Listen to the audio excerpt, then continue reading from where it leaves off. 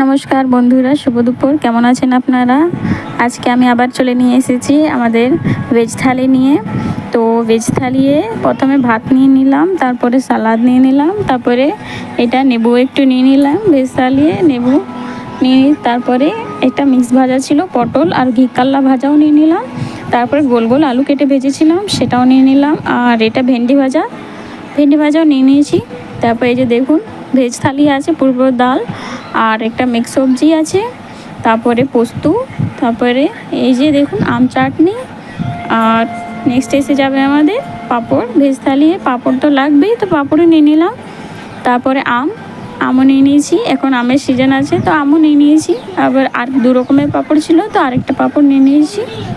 এই যে দেখুন, এইগুলোই আছে ভেজ থালি, বেশি রান্না হয়নি আজকে। শনিবার আছে, মাছ মাংস সবাই খেতে পছন্দ করে না, তাই ভেজ থালি নিয়ে এসে গেছি আমি।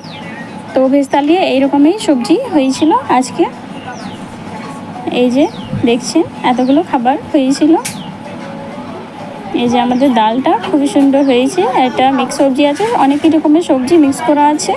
তারপরে আলু পোস্ত পুরো আছে, তারপরে আম চাটনি, মিষ্টি চাটনি, তারপরে এই যে দেখুন পাঁপড়, তারপরে আম আর ভেন্ডি ভাজা, এটা আলু ভাজা আর মিক্স ভাজা আর পাঁপড়।